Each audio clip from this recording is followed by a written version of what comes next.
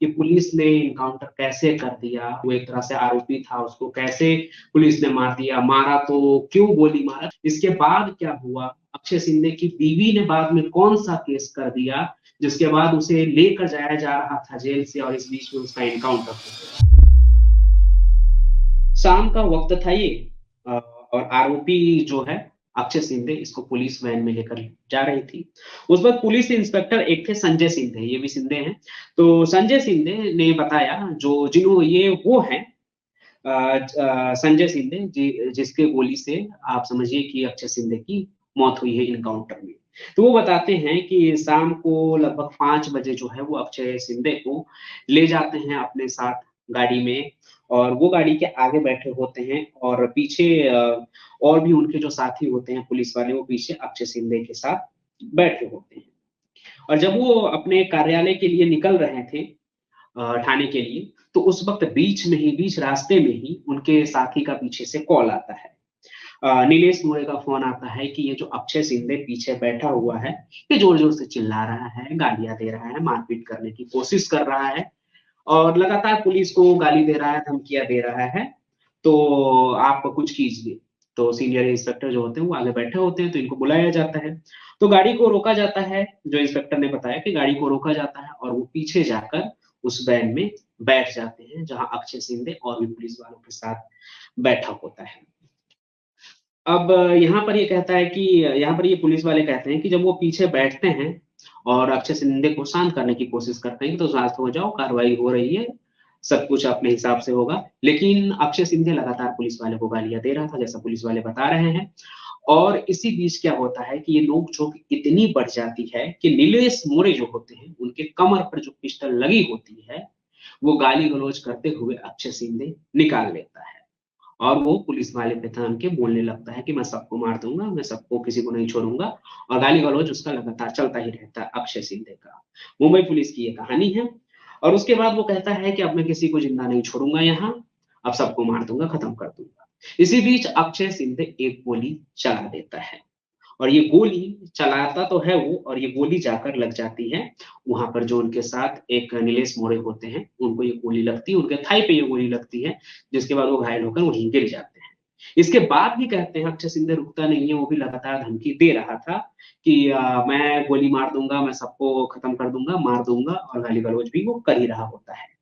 इसी बीच अ, जो संजय सिंधे होते हैं वो क्या करते हैं, वो भी अपनी पिस्टल तानते हैं और उससे कहते हैं कि तुम अपनी ये बंदूक नीचे करो, नहीं तो मैं गोली चला दूंगा।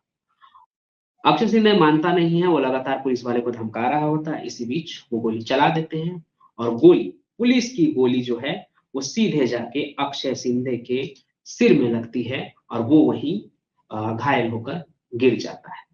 इसके बाद पुलिस वालों के बयान के मुताबिक वो अक्षय सिंधे को गोली लगने के बाद, सिर में ये गोली लगती है, गोली लगने के बाद उसे सीधे अस्पताल में लेकर जाते हैं, जहां उसके इलाज से पहले ही मौत हो जाती है।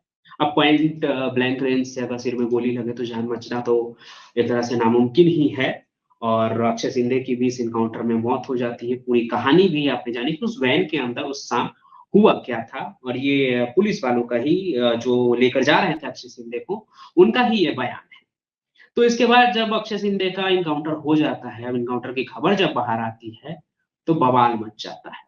कहीं खुशियों का माहौल होता है, तो कहीं लोग एकदम से इस पे सवाल उठ रहे थे। लेकिन बदलापुर के लोगों के बीच में एक तरह से सेलिब्रेशन का माहौल था। सेलिब्रेशन इस बात की कि बच्चियों के साथ जो हैवानियत कर रहा था अक्षय सिंधे, उसकी मौत हो गई, तो ये मौत कोई गलत नहीं है, और काफ़ी इसको लेकर सेलिब्रेशन हुआ। दूसरी तरफ विपक्ष की तरफ से सवाल पूछे जाने लगे, सरकार से सवाल पूछे जाने लगे कि ये किस तरह का सिस्टम चल रहा है। पुलिस एक आरोपी को लेकर अपने साथ जा रही थी, और उसे इनकाउंटर में उन्होंने ढेर कर दिया। न्याय की बात होती है यहाँ, लेकिन यहाँ इस तरह से फैसला देना क्या सही है, गलत है, इन सभी चीज़ों को लेकर काफ़ी बवाल उठने लगा।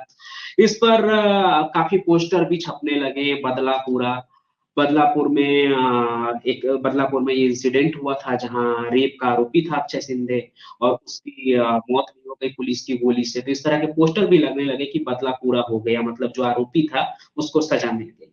अब सजा का ये तरीका सही है या नहीं गलत, ये तो एक डिबेट का मुद्दा है और ये कोर्ट में ही जाकर साबित होगा। लेकिन जो सेंटिमेंट चलने लगा, जो अभी चल रहा है, इस पर काफी बवाद हुआ, विपक्ष भी इस पर सवाल पूछने लगे सरकार से कि ये किस तरह का बदला पूरा होने की आप बात कर रहे हैं। खैर खैर इन सभी चीजों से क्राइम का कोई लेना देना नहीं है, ये सब राजनीति की बात है। लेकिन यहाँ पर आगे जो कोर्ट में हुआ वो मैं आपको बताना चाहूंगा कि जब ये मामला इनकाउंटर का उठा कि इनकाउंटर में मारा गया है और इसलिए मारा गया क्योंकि पुलिस ने आत्मरक्षा में उस अक्षय सिंधे को इनकाउंटर किया है।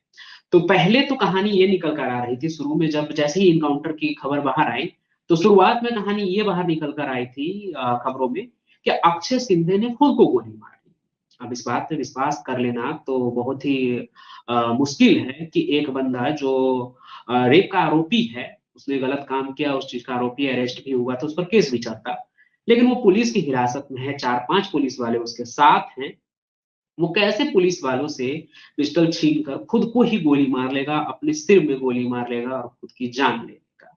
हालांकि ये कहानी बहुत देर तक नहीं चलती है, बाद में पुलिस वालों की अपनी एक कहानी आती है जिसमें उन्होंने कहा कि हमने तो आत्मरक्षा में अक्षय सिंधे को मौत के घाट उतारा है, क्योंकि वो उसने 3 गोलियां चलाई थी। एक गोली उनके एक पुलिस वाले को लगा भी, जो घायल है, अस्पताल में भर्ती है, अभी खतरे से बाहर है लेकिन वो अस्पताल में भर्ती है।